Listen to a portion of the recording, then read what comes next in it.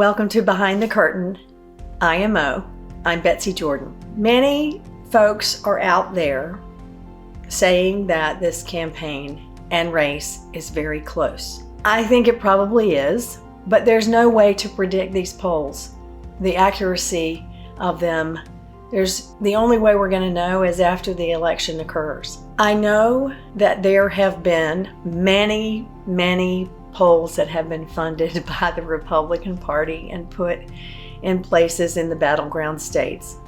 And so it makes it look like Trump is stronger. I know that there have been numerous tactics, which is not unusual in politics, for there to be unusual tactics like Donald Trump going to a hurricane site or going to a McDonald's or going to Arlington Cemetery.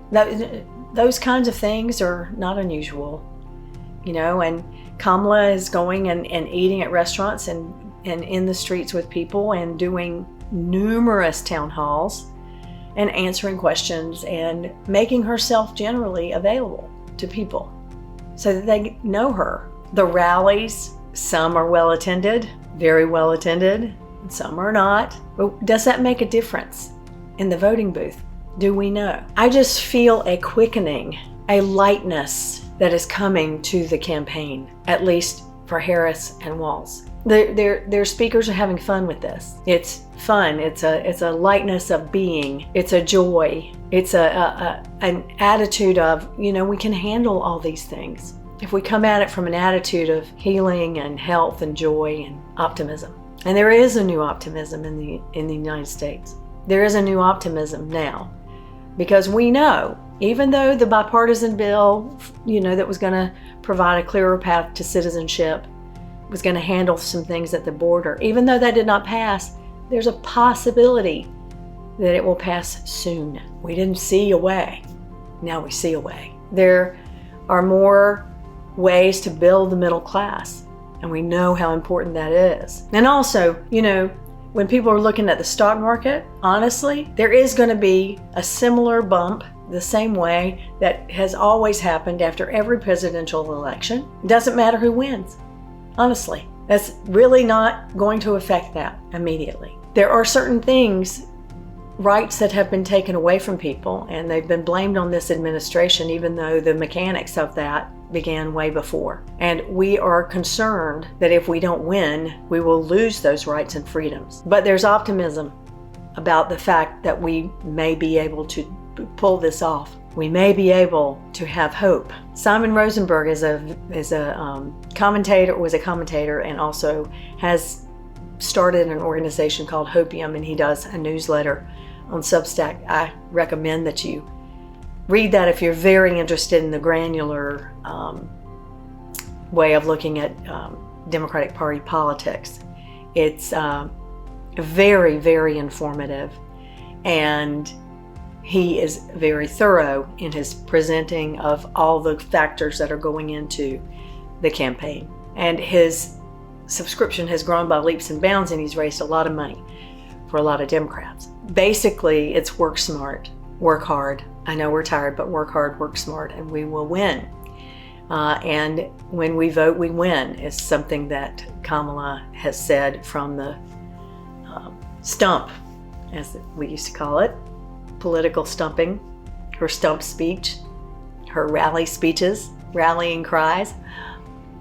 And President Obama and President Clinton and President Carter and all kinds of notables have come out, superstars have come out, and they've been optimistic about the future, and the future that holds a future of freedom to make our individual choices, to love who we want to love, to have access to health care, and to, still remain very proud of our country. There are those who would say to you that it makes no difference whether you vote for Republican or Democrat, but it does. It makes a big difference. It makes a big difference because the attitudes and the results of the Democratic Party is to give people access to their freedoms. And you will find more traction in diplomacy with the Democratic Party when it comes to matters of world concerns. Kamala is not in bed with Putin. She's not in bed with North Korea or with China or with any of our enemies. She doesn't owe them anything. And we've committed to our allies, and so we are obligated in that way. And that's a convoluted process. But you will gain more traction. Even if you're a Green Party candidate, or even if there are some ways that the American public wants our country to move in, there's one person who would listen, and there's another person who won't. And one person who listens is Kamala.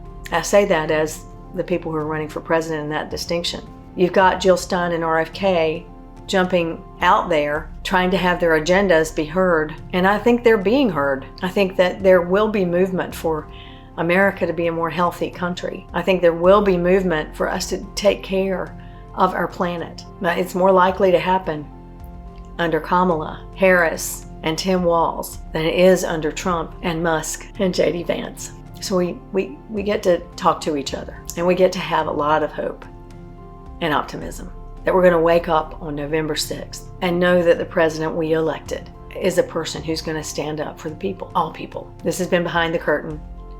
Thank you for being here.